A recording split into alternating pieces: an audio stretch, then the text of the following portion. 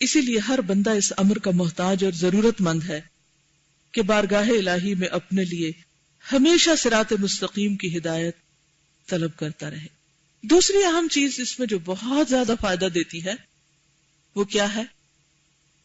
جب آپ یہ مانگتے ہیں تو اللہ تعالیٰ آپ کو اسی وقت دیر اینڈ دن بتاتے ہیں کہ اچھا صراط مستقیم چاہیے، کیا کرو؟ صراط الذین انعمت علیہم۔ جو چیز آپ کو بہت فائدہ دے گی وہ ہے انسانوں سے سیکھنا، ان انسانوں سے، ان کی زندگیوں سے، ان کے اقوال، ان کی سوچ، ان کی حکمت سے جن پر اللہ نے انعام کر دیا۔ اسی لیے مجھے ہمیشہ دعا کے بعد، قرآن اور سنت کے بعد جو چیز بہت اٹریکٹ کرتی ہے وہ سلف کی زندگی ہے، ان کے اقوال ہیں، وہ کیا کہتے تھے، کیا سوچتے تھے، کیونکہ صراط الذین انعمت علیہم ہے، وہ چیزوں کو کس نظر سے دیکھتے تھے، کس اینگل سے دیکھتے تھے۔ اب وہ چیزیں آپ کو کہاں ملیں گی؟ جہاں سے بھی ملے وہ حکمت کے موتی، وہ ڈھونڈتے رہیں، کیونکہ واقعی جن لوگوں پر اللہ نے انعام کیا اور جن کے دلوں میں نعیم رکھی، ان کے دلوں پر حکمت القاء کر دی گئی۔ وہ پھر چیزوں کو ایسی نظر سے دیکھتے ہیں جس نظر سے کوئی دوسرا دیکھتا ہی نہیں، ان کے اوپر بہت سے دروازے کھل جاتے ہیں۔ لہذا ان لوگوں کی کمپنی، اب آپ کو اس دنیا میں تو کوئی ہے نہیں، اب کیا کریں؟ کتابیں بھری پڑی ہیں، کتابوں کی کمپنی اختیار کر لیں، وہاں سے پڑھیں۔ انٹرنیٹ پہ بہت کچھ اب موجود ہے، صحابہ کے حالات، اپنی گزشتہ اچھی تاریخ کے واقعات، انبیاء کی تاریخ، وہ کیسے رہتے تھے۔ تو یہ ہے نا صراط الذین انعمت علیہم رضی اللہ عنہم ورضوا عنہ۔ اور اس کے لیے انتظار نہ کریں کہ جب مسلم ہیروز پڑھائیں گے تو پھر ہم پڑھ لیں گے، اس کے لیے خود بھی کوشش کریں، خود ایفرٹ کریں اور اچھے لوگوں کے واقعات پڑھتے رہیں۔ اس سے کیا فائدہ ہوتا ہے کہ انسان کے عمل میں بڑے ثبات اور یقین کی کیفیت آتی ہے اور انسان جم کے کام کرتا ہے۔ مثلا عورتوں کا دعویٰ کرنا اور گھر گھر جا کے تبلیغ کرنا اور گھر سے نکلنا بعض اوقات یہ بڑا ایک ڈسپیوٹڈ ایشو ہے دیندار اور بے دین دونوں طبقوں میں۔ یہ عورت کے کرنے کا کام تھوڑی ہے اور عورت اس کام کے لیے گھر سے کیوں نکلے وغیرہ وغیرہ۔ اس کا جواب کہاں سے ملے؟ قرآن کی آیت تو ہے والمؤمنون والمؤمنات بعضهم اولیاء بعض یأمرون بالمعروف وینہون عن المنکر۔ امر بالمعروف اور نہی عن المنکر عورت مرد دونوں پر ہے، مومن مرد اور عورت دونوں پر ہے، بعض نص موجود ہے۔ لیکن پھر اس کو سمجھنے کے لیے ضروری ہے کہ کہیں سے حالات دیکھیں، صحابیات کو دیکھیں۔ تو میں ایک کتاب آج کل پڑھ رہی ہوں، نساء رباہن القرآن، ایسی عورتیں جن کی تربیت قرآن نے کی۔ تو عربی میں کتاب ہے لیکن بہت خوبصورت واقعات، ہر روز بس ایک واقعہ پڑھتی ہوں چھوٹا سا، اور اس سے مجھے بہت رہنمائی ملتی ہے۔ اور فائدہ یہ ہوتا ہے کہ کچھ چیزیں ایسی ہوتی ہیں جب آپ نے پڑھی ہوئی ہوتی ہیں، جب کوئی فیصلہ کرنے کا وقت آتا ہے نا تو فوراً وہ فلیش کر جاتی ہے آپ کے مائنڈ میں، اچھا وہ فلاں جگہ بھی تو ایسا ہوا تھا، لہٰذا جو میں کر رہی ہوں یہ ٹھیک ہے۔ ورنہ آپ کس کس سے جا کے فتوے لیں گے، اچھا میں ٹھیک کر رہی ہوں یا غلط کر رہی ہوں۔ تو آج صبح جو پڑھا میں نے وہ تھا ام شریک کا واقعہ۔ ام شریک دوس قبیلے سے تعلق رکھتی تھی، ام شریک الدوسیہ ان کا نام تھا۔ تو ان کے شوہر جو تھے وہ مکہ میں تھے، ان کا نام تھا ابو العسکر الدوسی۔ نبی صلی اللہ علیہ وسلم نے جب اسلام کی دعوت دی تو وہ مسلمان ہو گئی، اور مسلمان ہوتے ہی انہوں نے جو پہلا کام کیا وہ کیا تھا کہ قریش کے گھروں میں جانا شروع کر دیا، اور گھر گھر جا کر قریش کی عورتوں کو چھپ کر اسلام کی دعوت دیتی تھی، کیونکہ ہر دور میں عورتوں کا ایکسپوئر مردوں کی نسبت ایسی چیزوں سے کم ہوتا ہے، علم وغیرہ سے اور نئی نئی باتوں سے۔ اب تو خیر گھر پہ انٹرنیٹ آ گئے، ایکول آپ کو موقع مل گئے ہیں، آپ جو چاہے پڑھیں سنیں، اور عمومی طور پر عورتوں کے پاس ایسے چانسز کم ہوتے ہیں، کیونکہ مرد تو باہر جاتے ہیں، دیکھتے ہیں، بہت سی چیزیں سنتے ہیں، پڑھتے ہیں، علمی اعتبار سے بھی اور ویسے بھی ایکسپیرینس زیادہ ہو جاتا ہے کہ ہر روز ایک نئی سچویشن باہر دیکھ رہے۔ اور جو ایک بندہ ہر وقت گھر کے اندر ہی وہ پھر صرف وہی کچھ دیکھتا ہے تو فرق ہو جاتا ہے، obviously میچورٹی میں فرق ہو جاتا ہے، کیونکہ کچھ نالج ہم ایکٹیولی لیتے ہیں اور کچھ پیسively لے رہے ہوتے ہیں، اپنے سراؤنڈنگ سے لے رہے ہوتے ہیں، اور اگر سراؤنڈنگ ایک ہی ہے آپ کی تو پھر صرف وہی ہوتا ہے۔ بہرحال ام شریک نے پہلا کام کیا کہ وہ ایک ہی گھر میں جاتی اور جا کے ان کی عورتوں کو اسلام کے بارے میں بتاتی۔ اب قریش کے سرداروں کو خبر ہو گئی کہ یہ عورت ہماری عورتوں کو بگاڑ رہی ہے، تو انہوں نے کیا اس کو قید کر لیا اور کہا کہ اگر تمہاری قوم نہ ہوتی تو ہم تمہارے ساتھ بہت برا کرتے، کیونکہ اس دور میں سب سے بڑا خدا قوم تھا، قبیلہ تھا. جب وہ پھر بھی باز نہ آئی، یعنی جو بھی ان کے ساتھ انٹریکشن جس کسی کی ہوتی وہ اسلام کی بات کرتی، تو انہوں نے کہا ان کو یہاں سے تو نکالو، لے جاؤ ان کو کہیں اور. تو وہ ان کو رسیوں میں پکڑ جکڑ کے یمن کی طرف لے جانے لگے، کیونکہ وہاں ان کے پیرنٹس کا گھر تھا. تو اونٹ پہ سوار کیا اور سفر کرتے رہے، ساتھ لے گئے. راستے میں 3 دن تک ان کو کچھ کھانے پینے کو نہیں دیا، نہ کھانا نہ پانی. جب خود کہیں اترتے سوتے آرام کرتے تو ان کو درخت کے ساتھ باندھ دیتے یا کسی بھی چیز کے ساتھ اور چھوڑ دیتے، اور بار بار یہ کہتے کہ تم دین چھوڑ دو سب کچھ ملے گا، یہ کام چھوڑ دو سب کچھ ملے گا. لیکن وہ اپنی جگہ سے نہیں ہلتی. اب ایک جگہ اترے اور سخت دھوپ تھی، وہاں دھوپ میں ہی باندھ دیا ان کو، اور قریب تھا کہ پیاس سے مر جاتی. تو اتنے میں وہ ایسے ہی نیم سدھ ہو کے پڑی تھی کہ انہیں اپنے سینے پہ ایک ٹھنڈک محسوس ہوئی، جیسے کوئی چیز ٹھنڈی سی ہو. تو انہوں نے دیکھا تو پانی کا ایک ڈول تھا. انہوں نے تھوڑا سا پیا تو وہ ڈول اوپر اٹھ گیا، پھر نیچے آیا وہ ڈول، پھر پیا، پھر ڈول اٹھ گیا. پھر بہت دفعہ ایسا ہوا، یہاں تک کہ وہ سیراب ہو گئی. اور پھر انہوں نے اپنے جسم پہ بھی پانی ڈالا. مشرکین جو ساتھ تھے سفر میں، جب وہ اٹھے نیند سے تو دیکھا کہ ان کے جسم پر تری سی ہے، پانی ہے. تو کہنے لگے کہ یہ تم نے کیسے جا کے ہمارا پانی استعمال کر لیا، تمہیں تو اجازت نہیں تھی. اس نے کہا کہ میں نے آپ کا پانی استعمال نہیں کیا. جب انہوں نے دیکھا تو ان کی ہر چیز صحیح سلامت پڑی تھی. تو ام شریک نے ان کو حال بتایا کہ کیا ہوا میرے ساتھ. تو وہ کہنے لگے واللہ لئن کنت صادقۃ فیما تقولین لدینک خیر من دیننا، کہ اللہ کی قسم اگر تم جو کہہ رہی ہو وہ سچ ہے تو تمہارا دین ہمارے دین سے بہتر ہے. اور یہ سن کر وہ سب مسلمان ہو گئے. اس کے ابن الجوزی نے روایت کیا صفت الصفہ میں. اب آپ کہتے ہوں گے کہ وہ اس کے پاس پانی کہاں سے آ سکتا اور یہ تو عقل نہیں مانتی، تو حضرت مریم کے پاس کہاں سے آیا تھا سب کچھ؟ اللہ جس کو جہاں چاہے کھلاتا اور پلاتا ہے. ہم بندوں پہ توقع کرتے ہیں کہ وہ ہمارے رازق ہیں. رازق اللہ ہے، لیکن ظاہر ہے کہ اتنی سخت مشقت اور مشکل اور کوئی برداشت نہیں کر سکتا. پھر جس کے حصے میں اللہ نے یہ نعمت رکھی ہو. بہرحال یہ واقعہ میں نے بہت سال پہلے بھی پڑھا تھا، لیکن ہوتا ہے کہ پڑھ کے پھر بھول جاتا ہے انسان.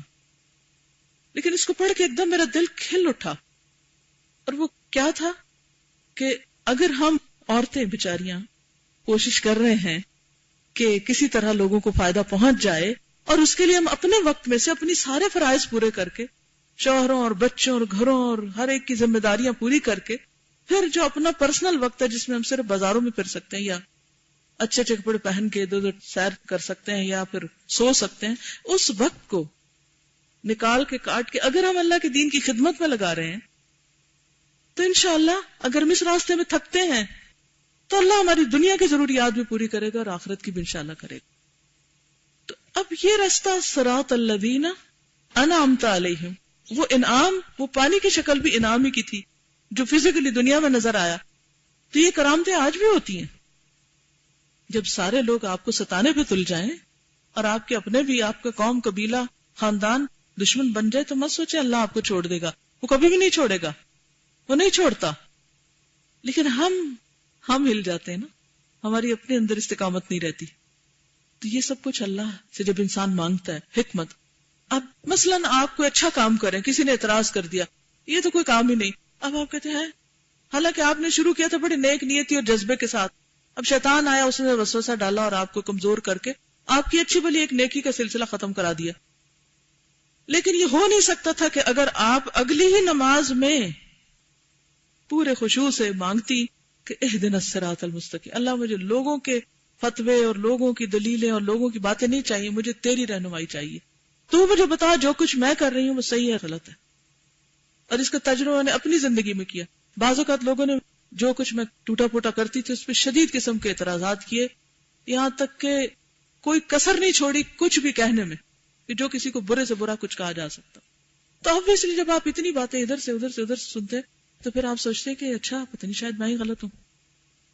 اور دنیا سے زیادہ جب لوگ آپ کو دیندار بن کے آخرت سے بازو کر ڈراتے ہیں کہ آپ کی تو آخرت تباہ ہو رہی ہے جو یہ کر رہی ہیں، تو اس وقت انسان سوچتا ہے چلو دنیا میں تو جگیا سے گیا، آخرت کی قیمت پہ تو یہ نہیں کر سکتے کہ وہاں اللہ ناراض ہو. تو ایسے میں کوئی مفتی ہے جو آپ کو فتویٰ دے گا کہ آپ جو کر رہی ہیں وہ ٹھیک ہے؟ ہو سکتا کوئی بھی نہ ملے، اور آپ کا کیس ایک یونیک کیس ہو کہ اس کو خود بھی نہ علم ہو. کون بتائے گا پھر آپ کو؟ کہاں سے پوچھیں گے؟ اللہ سے پوچھیں، اللہ سے مانگیں گے، اور مسلسل مانگتے رہے حتیٰ کہ شرح صدر ہو جائے اور جہیم نعیم میں بدل جائے. اس وقت تک چین نہ آئے جب تک یہاں نعیم نہ آ جائے، اور جو آپ کر رہے ہیں اسے پورے یقین اور پورے شرح صدر کے ساتھ نہ کرنا شروع کر دیں. تو اس لیے بے حد ضروری ہے کہ انسان سب سے زیادہ فکر مند ہو اپنے قلب کا اور قلب سلیم کا، کہ مجھے اس کی حفاظت کرنی ہے، اس میں کہیں بال نہیں آنے دینا، اس کو نہیں کہیں نقصان ہونے دینا. دنیا جتنی مرضی آپ کی تعریفیں کرے کوئی فائدہ نہیں ہے اگر یہاں اندر کھٹک ہے. کوئی جتنی مرضی کو تنقید کرے، برا بھلا کہے، آپ کو فرق ہی نہیں پڑے گا اگر یہاں نعیم ہے. اس لیے بہت ضروری ہے کہ جب بھی ذرا بھی دل پہ کچھ آئے تو کیا کرے؟ فوراً اللہ کی طرف رجوع کرے. اور اگر الگ سے نفل پڑھنے کا ٹائم نہیں بھی مل رہا، ایک تو کہ ذکر کرنے میں کیا مشکل، آپ لوگوں کے بیچ میں بیٹھ کے اپنا کنیکشن اللہ سے بنا سکتے ہیں، کہیں جانے کی بھی ضرورت نہیں، وہیں دیر اینڈ دین اسی وقت مانگنا شروع کر دیں اندر ہی اندر. اور پھر کیا کریں؟ پہلی نماز جو اس کے بعد آئے رو کے اللہ سے مانگے اور تکرار سے کہیں اہدنا الصراط المستقیم، اہدنا الصراط المستقیم، اہدنا الصراط المستقیم. اس کی جتنی چاہے تکرار کر سکتے ہیں آپ، جب تک آپ کا دل راضی ہو جائے کہ سن لی اللہ نے. پھر جب آپ رکوع پہ جائیں عاجزی سے استغفار کریں، اور جب کھڑے ہوں تو کیا یقین سے کہیں سمع اللہ لمن حمدہ، سمع اللہ لمن حمدہ. تو جو حمد آپ نے وہاں کی اللہ کی، سمع اللہ، اللہ نے سن لی، دعا بھی سن لی، حمد بھی سن لی. ربنا ولک الحمد. تو انشاءاللہ جتنا آپ کا اللہ سے تعلق مضبوط ہوتا جائے گا، اسی قدر آپ کو نیکی کے کاموں پر یقین، جماؤ اور استقرار نصیب ہوگا انشاءاللہ. اور پھر آہستہ آہستہ آپ لوگوں سے بالکل بے نیاز ہو جائیں گے. کون آپ کو شاباش دیتا ہے اور کون آپ پہ تنقید کرتا ہے، اور کون آپ کے ساتھ کیا رویہ اور کیا معاملہ کر رہا ہے، یہ ان کا اخلاق ہے، ان کا طریقہ ہے، وہ انہیں کو ساجے. ہمیں اپنے طریقے پہ رہنا ہے، اپنے طریقوں کا تعین خود کریں، اپنے دل کی حالت کو کسی کے ہاتھ میں مت دیں کہ وہ اس سے کھیلے، اسے خود کنٹرول کریں. اور یہ کب ہوگا؟ جب انسان ان خواہشات اور شہوات سے بچے گا، کیونکہ یہ انسان کی کمزوریاں ہوتی کہ جس میں انسان اللہ کو ناراض کرتا ہے. ان 5 چیزوں کے علاوہ ایک اخلاص بھی ہے، لیکن یہ 5 امور پر حاوی ہے، یعنی ہر چیز اللہ کے لیے ہو. اور پھر وہ صراط مستقیم کی بات کرتے ہوئے کہتے ہیں کہ بندے جس قدر اس دعا کے محتاج ہیں کسی چیز کے نہیں، اور جس قدر یہ دعا بندوں کے لیے مفید ہے کوئی اور دعا مفید نہیں. کیونکہ اگر صحیح طریقہ، صحیح رستہ مل گیا تو آپ منزل پہ پہنچ کر ہی رہیں گے. کیونکہ صراط مستقیم بہت سے علوم، بے شمار ارادوں اور لا تعداد ان لمیٹڈ ظاہری اور باطنی یعنی چھپے ہوئے اندر کے اعمال اور ترک اور اجتناب کے بے شمار امور پر مشتمل ہے.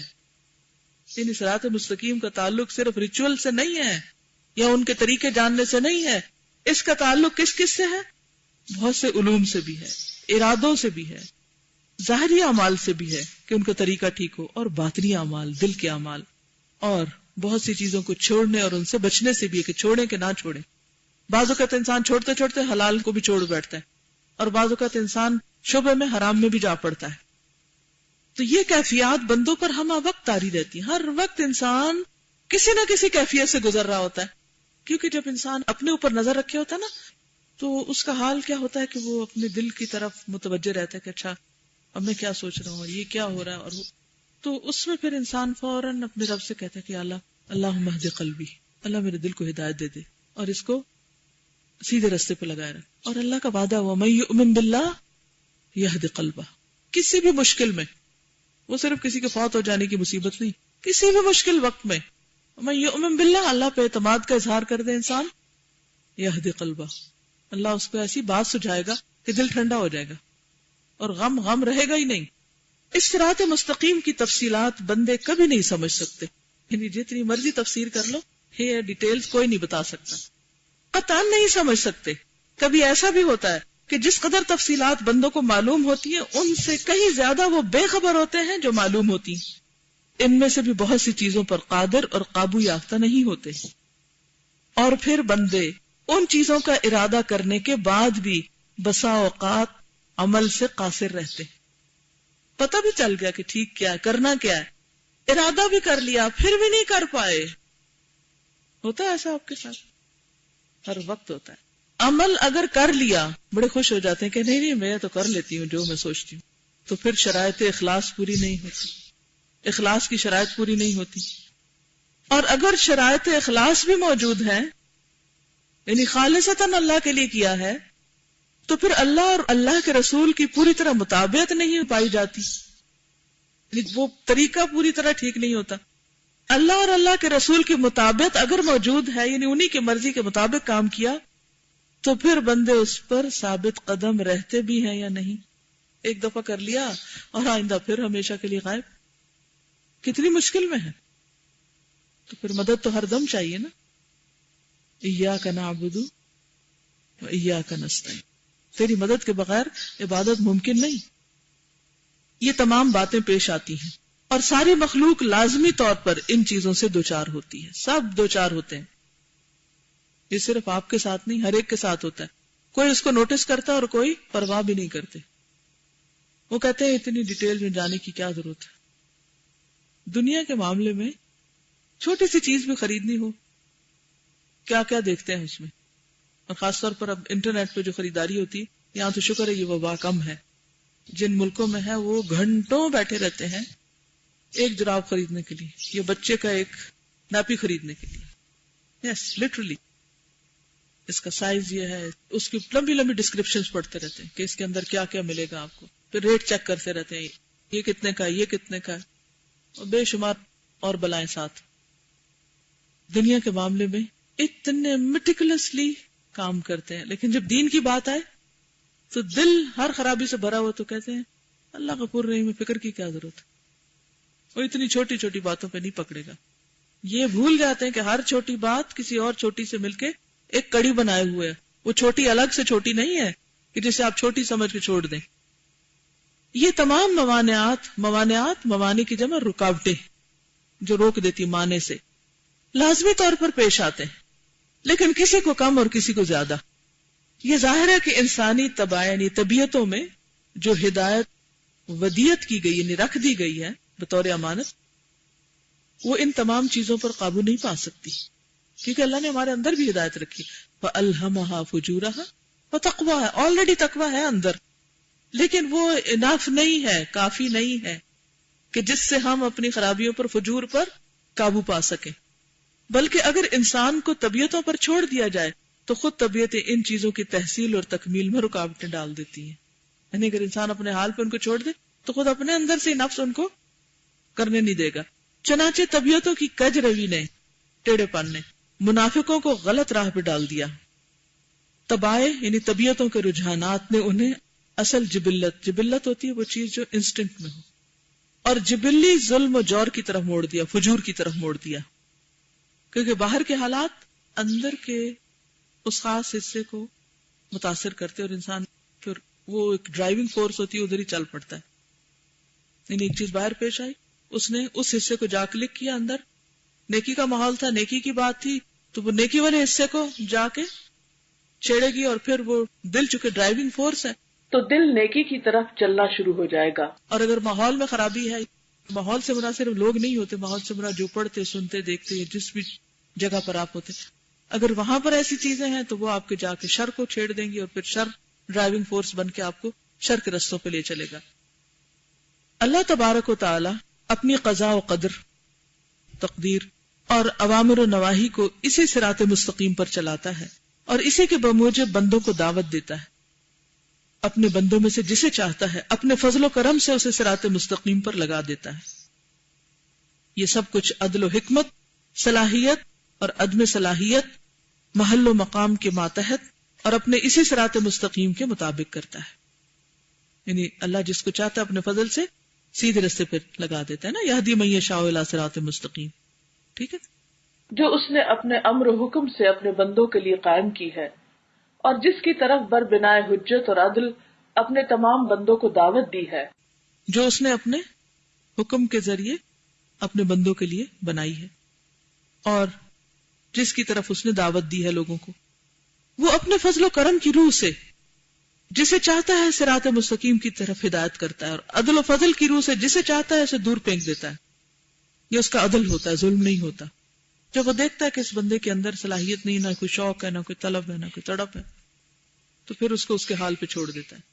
یعنی جو شخص اپنے نفس کی خواہشات کی پیروی کرتا ہے، پھر اللہ اس کو نفس کے حوالے کر دیتا ہے. اسی لیے ہمیں کیا کہا گیا؟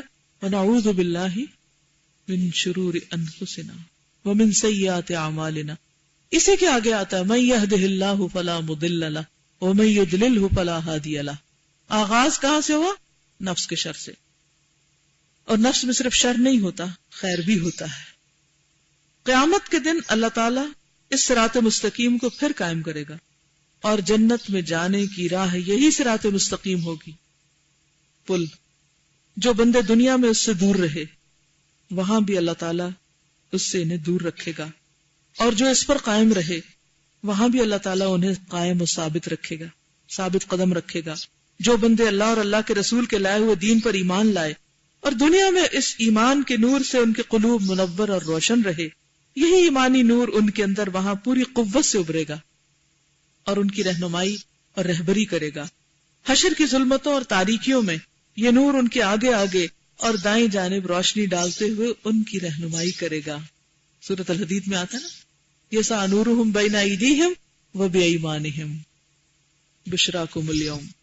ان کے ایمان کی وجہ سے اللہ تعالیٰ نے اس نور کی حفاظت کی، اور اس وقت تک حفاظت کی جب تک لوگ انہیں دنیا سے رخصت کر کے واپس لوٹے، یعنی قبر تک وہ محفوظ رہے. اس طرح ان کی حفاظت کی جس طرح اللہ کی بارگاہ تک پہنچنے میں ان کے ایمان کی حفاظت کی. منافقین کا نور اس نے بالکل بجھا دیا، اور اس طرح بجھا دیا جس طرح دنیا میں ان کے قلوب دل اس سے محروم رہے. جو لوگ گناہگار ہیں ان کے اعمال و کردار کو اس صراط مستقیم کی ہر دو جانب کانٹوں کی شکل میں قائم کر دیا جو پل صراط پہ لگے ہوئے ہوں گے، جو ان گناہگاروں کے دامن پکڑتے اور الجھاتے رہیں گے جیسے دنیا میں الجھتے رہتے ہیں، اور اسی طرح الجھاتے رہیں گے جس طرح دنیا میں اس راستے پر چلنے سے الجھاتے رہے. کتنی مماثلت ہے دونوں میں. بخاری جو لوگ پڑھے انہوں نے وہ حدیث پڑھی ہوگی نا کہ پل صراط پر کیا ہوں گے؟ کچھ آنکڑے سے ہوں گے، کانٹے سے ہوں گے. کچھ لوگ تو نکل جائیں گے اور کچھ کو وہ پکڑ لیں گے. یہ کون لوگ ہوں گے؟ جن کو دنیا میں ان کے گناہ الجھاتے رہے، خواہشات ان کو پکڑتی رہی. اس صراط مستقیم سے اللہ تعالیٰ اپنے بندوں کو اسی طرح اور اسی رفتار سے گزارے گا جس طرح اور جس رفتار سے بندے دنیا میں صراط مستقیم پر گزرتے رہے. جتنی تیزی سے فاستبقوا الخیرات ففروا الی اللہ، جس تیزی سے آپ دنیا میں اللہ کے راستے کی طرف دوڑتے ہیں اسی تیزی سے وہاں پل صراط پر بھی گزر جائیں گے. کوئی جلد سے جلد پار ہو جائے گا، کوئی دیر سے. پھر ایمان والوں کے لیے اللہ تعالیٰ نے وہاں حوض بنا رکھے ہیں تاکہ وہ ان سے سیراب ہوں، اور اسی قدر سیراب ہوں جس قدر بندے دنیا میں اللہ تعالیٰ کی شریعت و دین سے اس پر عمل پیرا ہو کر سیراب ہوتے رہے. جیسے آپ قرآن کا کوئی لیسن پڑھتے ہیں یا کوئی اچھی نماز پڑھتے ہیں یا ذکر کرتے ہیں یا علم کی مجلس میں بیٹھتے ہیں تو آپ کے دل کی کیفیت کیا ہوتی؟ جیسے وہ سیراب ہو گیا. تو جس درجہ دنیا میں سیراب ہوتا ہے اسی درجے قیامت کے دن بھی سیرابی ہوگی اس کو. جو لوگ دنیا میں شریعت اور دین سے محروم رہے وہ وہاں بھی ان حوضوں کے پانی سے محروم رہیں گے. کس قدر ضروری ہے کہ لوگوں کو تیزی کے ساتھ زیادہ سے زیادہ لوگوں تک خیر پہنچائی جاتی رہے تاکہ کوئی بھی محروم نہ رہے. اب ہم کہتے ہیں کہ یہ آخرت ہے، اس پر غور کرو. آخرت تمہاری آنکھوں کے سامنے موجود ہے، اور پھر عالم دنیا اور عالم آخرت کے متعلق اللہ تعالیٰ کی کیا کیا حکمتیں ہیں ان پر غور کرو. پوری طرح معلوم ہو جائے گا، اور ایسا علم یقینی تمہیں حاصل ہو جائے گا جس میں کسی شک و شبہ کی گنجائش نہیں رہے گی. معلوم ہو جائے گا کہ یہ دنیا آخرت کی کھیتی، آخرت کا عنوان اور نمونہ ہے، یعنی سمپل ہے اس وقت آپ کے پاس. وَأُتُوا بِهِ مُتَشَابِهًا. آخرت میں لوگوں کی سعادت اور شقاوت کی منزلیں. میں سوچ رہی ہوں کہ وہ آیت میں جو آتا ہے ثمرہ کا لفظ، كُلَّمَا رُزِقُوا مِنْهَا مِنْ ثَمَرَةٍ رِزْقًا قَالُوا هَذَا الَّذِي رُزِقْنَا مِنْ قَبْلُ. تو ثمرہ کا لفظ اگر آپ دیکھیں نا، it's not فاکہہ. فاکہہ can be ثمرہ but ثمرہ is not only فاکہہ. ثمرہ کسی بھی چیز کا آؤٹ کم، نتیجہ ہوتا ہے. تو دنیا میں ہمارے اعمال کا ایک نتیجہ ہم یہاں بھی روز دیکھتے تھے. دل کی کیفیت یہ بھی ایک ثمرہ ہے. جو کچھ بھی آپ کرتے ہیں وہ سارا کچھ آپ کو کہاں جا کے نصیب ہوتا ہے؟ ہاتھوں میں تو نہیں کچھ ہوتا، وہ یہاں نصیب ہوتا ہے. تو جو ٹھنڈک اور خوشی یہاں نصیب ہوگی انشاءاللہ، نیکی کرنے کی جو ٹھنڈک یہاں نصیب ہوگی وہ انشاءاللہ وہاں بھی نصیب ہوگی. اور اسی طرح باقی جو اچھے اعمال کیے. آخرت میں لوگوں کی سعادت اور شقاوت کی منزلیں دنیا میں ایمان اور عمل، اعمال صالحہ اور کردار بد کے لحاظ سے مختلف ہوں گی. دنیا کی ہر منزل آخرت کی منزل کا عنوان اور نمونہ ہے، اور توفیق اللہ تبارک و تعالیٰ کے ہاتھ میں ہے. اور بڑی سے بڑی عقوبت اور سزا انسان کے لیے یہ ہے کہ دنیا اور آخرت دونوں میں اس صراط مستقیم سے محروم اور بے بہرا ہو. سوچئے اگر اللہ ہم کو ہدایت نہ دیتا، یہ قرآن کی نعمت ہمیں نصیب نہ ہوتی تو ہم کہاں پڑے ہوتے؟ خوش قسمت ہے وہ جو اس کو مرتے دم تک تھام کے رکھے. اور اس سے بڑی بد نصیبی کوئی نہیں کہ انسان چھوٹی چھوٹی مشکلات اور رکاوٹوں سے گھبرا کے اس راستے اور اس نعمت کو چھوڑ دے. تو اللہ تعالی ہم سب کے ایمان کی حفاظت کرے، ہمارے دلوں کی حفاظت کرے، اور ہمیں واقعی قلب سلیم نصیب فرمائے. وآخر دعوانا ان الحمدللہ رب العالمین. کچھ وقت ہے آپ کے لیے. السلام علیکم.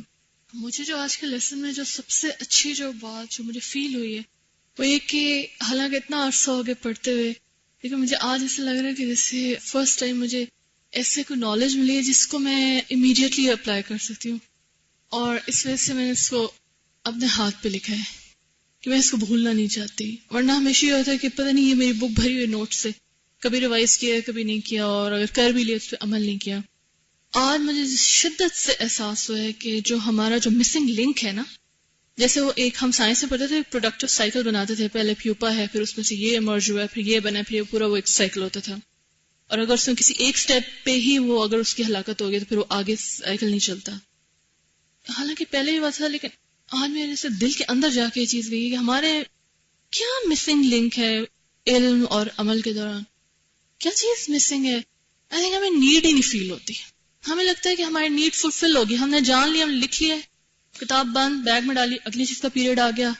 وی don't feel the desperate need to act upon it. جب وہ نیڈ رائز ہوتی ہے پھر انسان اس کو ہاتھ پہ، جہاں بھی دل پہ کسی کا دماغ اچھا ہے دل میں رکھ کے فوراً اس پہ ایکٹ کر لے. وہ جب ایکٹ کر لے گا تو وہ تب اس کا علم یقین بنے گا، وہ اس کو ایکسپیرینس کرے، اور پھر وہ چیز مزید علم، مزید عمل، اینڈ پھر لوگوں کو کنوے کرنا. It's all a cycle. اور اس میں ہر سٹیپ مجھے لگ رہا ہے کہ بہت ہی زیادہ امپورٹنٹ ہے. الحمدللہ. کیونکہ جب کوئی چیز آپ کے سامنے ہوتی بھی ہے اور آپ اس کو ایکسپیرینس نہیں کرتے نا تو وہ علم یقینی کا حصہ نہیں بنتی. دیکھیں ایک ہے تھیوری، ایک ہے نالج، اور ایک یہ ہے اس پر عمل کر کے جو نتیجہ آپ کو ملتا ہے تو وہ نتیجہ آپ کے لیے مزید کس چیز کا باعث بنتا ہے؟ علم یقینی کا. اور علم یقینی پھر ذریعہ بنتا ہے کس کا؟ مزید عمل کا. السلام علیکم. وعلیکم السلام. الحمدللہ آج میں فرسٹ ٹائم ایج 11 میں آئی ہوں، اور اللہ کا بہت بڑا احسان ہے کہ اللہ تعالیٰ نے اتنی زبردست دنیا میں ہمیں بلڈنگ دی اور اتنے پیارے لوگ جن کے اندر ہم اللہ کا ذکر کر رہے ہیں. میں ڈاکٹر ہوں، آج میری جاب تھی، اور استاذہ کا جب بھی لیکچر ہوتا ہے میرا دل ہوتا ہے کہ بس میں پہنچ جاؤں.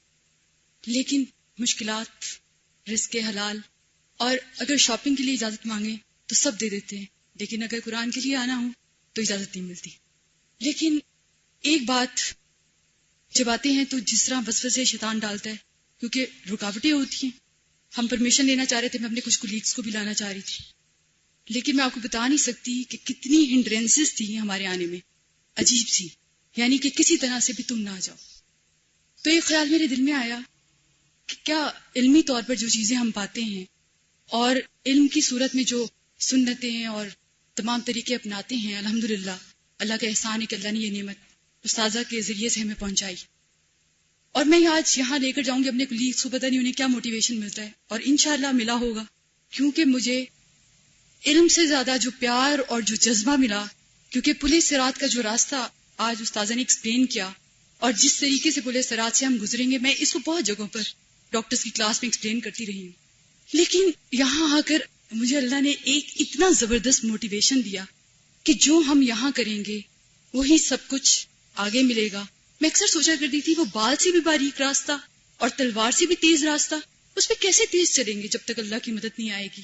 لیکن اتنی خوبصورت بات جو آج میرے دل کو لگی کہ جتنا تیزی سے فاستبقوا الخیرات اور اس دین اور شریعت کے راستے پر تیز چلو گے اتنی ہی تیزی سے وہاں سے گزر جاؤ گے. اور میں یہ سوچ رہی تھی کہ جتنی بھی رکاوٹیں آئیں لیکن اب میری تیزی میں کوئی کمی نہیں ہوگی انشاءاللہ. اور اب یقین مانیں یہ موٹیویشن مطلب ایک لمحے ایک چیز ایک جذبہ اور وہ جو مجلس کی جو محبت ہوتی ہے, کیونکہ میں یہاں آتی ہوں انٹرنیٹ پہ بھی سن سکتے ہیں نا کیونکہ ہمارے پاس تو اتنے سارے کمپیوٹرز ہوتے ہیں, لیکن یہ وہ کمپنی کا اثر اور وہ افیکٹیوٹی ہوتی ہے جو ایک جلا بخش دیتا ہے, ایک انرجی دے دیتا ہے. اور آپ دعا کریں میرے کولیگز کے لیے بھی کہ ہمارے سارے میڈیکل ڈاکٹرز جو ہیں اللہ تعالیٰ ہم سب کو اللہ کے دین کی یہ جو تڑپ پہ ڈال دے تاکہ ہم واقعی مسیحا بن جائیں. یہ دعا آپ نے میرے لیے اور میرے کولیگز کے لیے خاص طور پر کرنی ہے. اللہ آپ سب کو بہت جزائے خیر دے. السلام علیکم. استاذہ دو باتیں شیئر کرنی تھی. ایک تو یہ کہ جیسے آپ نے وہ ایک آرٹیکل پڑھا تھا نا ابھی شروع میں, اس میں یہ جو ایویلیویشن تھی کہ جب میں کسی کے قریب جاؤں تو اس کے دل میں میرے لیے اٹریکشن ہوگی یا ریپلشن. تو اس بات سے بہت خوف آیا نا کہ واقعی جب ہم کسی کے قریب جائیں تو ہمارے سے وہ اٹریکٹ ہوگا یا ریپیل ہوگا نا, ہمارا دل اور اس کا دل جو ہے.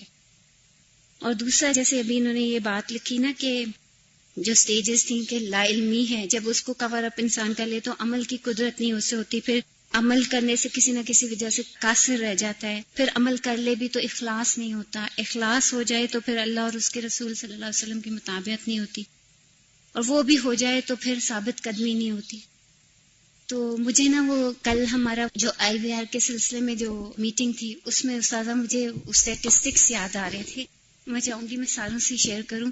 ہم نے جو رمضان موبائل پورٹل بنایا تھا اس پہ کچھ الوداع کا کانٹینٹ تھا اور کچھ دوسرا کانٹینٹ تھا. جو الوداع کا کانٹینٹ تھا اس میں تو تفسیر تھی استاذہ کی اور دعاز تھیں اور رمضان کے پروگرامز تھے, اور جو دوسرا کانٹینٹ جو تھا جس میں قوالی تھیں اور حمد و نعت تھی اور اس طرح کی اور چیزیں تھیں. تو وہ ہمیں بتا رہے تھے کہ الہدا کا کنٹینٹ جو ہے وہ 20% یوز ہوا ہے, اور باقی جو سب سے زیادہ وہ بتا رہے تھے ہٹس آئی ہیں نا وہ قوالیوں پہ آئی ہیں. 5 لاکھ یوزرز تھے اسلامک پورٹل کے, اور جس میں سے الہدا کے جو تھے وہ تقریباً 2 لاکھ کے قریب تھے. ویسے تو موبی لنک کے 30 لاکھ یوزرز ہیں, اس میں سے 5 لاکھ وہ ہیں جنہوں نے اسلامک پورٹل کے لیے آپٹ کیا. اس میں سے بھی صرف 20% ایسے ہیں جو صحیح دین کو چاہے وہ الہدا کا ہے یا کسی اور کی طرف سے وہ سننا چاہتے ہیں. باقی جو عوام ہے وہ کس میں گری ہوئے, وہ قوالیوں میں. تو مجھے وہی بات یاد آ رہی تھی کہ ہم عمل کرتے ہیں اور کبھی وہ مطابقت نہیں ہوتی. علم آ جاتا ہے کہ ہاں کوئی نیکی کا کام کرنا ہے, پہلے درجے پہ تو علم ہی نہیں, کرنا کیا اور توحید خالص کا ہی نہیں پتا, تجرید الہی کا ہی نہیں پتا. اس کے لیے میں یہاں سے یہ کہوں گی کہ کتنے لوگ اس کے لیے تڑپتے ہیں, کوشش کرتے ہیں, رستے ڈھونڈتے ہیں کہ کون کون سے طریقے جس سے عوام تک ہم پہنچیں اور ان کو بتائیں تو صحیح. مجھے خوشی اس بات کی, ٹھیک ہے ہم 20% ہی صحیح, لیکن الحمدللہ اللہ نے یہ توفیق تو دی, رستہ تو کھولا, کچھ ذریعہ تو بنے. اور اس میں کتنے بے شمار لوگوں کی ایفرٹس جو الہدا میں کام کرتے ہیں, جن کے کوئی نام آپ کو نہیں پتا, کوئی ان کی ہسٹری نہیں پتا کہ وہ کہاں بیٹھ کے کیا کر رہے ہیں, کس خاموشی کے ساتھ, ان سب کا حصہ ہے اس میں. اور وہ سالوں کی محنت ہے جو اس وقت وہاں گئی اور 2 لاکھ یا جتنے بھی لوگوں نے اس کو ہٹ کیا یا جیسے بھی جانا. تو ہم بعض اوقات نیکی کے رستے پہ ہوتے ہیں تو بس جلدی اور فوراً نتیجہ چاہتے ہیں اور لانگ ٹرم کوشش اور محنت نہیں کرنا چاہتے. اور اول تو کوشش ہی نہیں, دور اندیشی تو بہت دور کی بات ہے. چھوٹی چھوٹی باتوں پہ افینڈ ہو جاتے ہیں, چھوٹی چھوٹی باتوں پہ ہم بیکار کی بحثوں میں پڑ جاتے ہیں, چھوٹی چھوٹی باتوں پہ اصل کام چھوڑ کے رہ جاتے ہیں کیونکہ اپنے پہ کنٹرول ہی کوئی نہیں. ہم سوچتے نہیں کہ ہمارا ایک ایک لمحہ قیمتی ہے, اور اگر ہم بیکار کام میں لگا رہے ہیں تو لازماً کارآمد چیز چھوٹ رہی ہے ہم سے.